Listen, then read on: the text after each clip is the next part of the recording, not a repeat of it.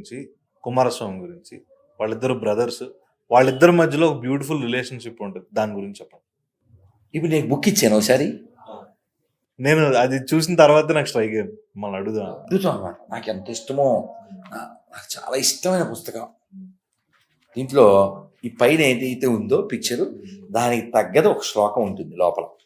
రుద్రో ముండధరో భుజంగ సహితో గౌరీతో సద్భూషణ స్కందశంభుసుతా శరాననాయతస్తుండీ చలంబోదర సింహక్రేలిమమూషకం చ వృషభస్తేషాం నిజం వాహనామిత్తం శంభుగృహే విభిన్నమతిషు చైక్యం సదా వర్తతే.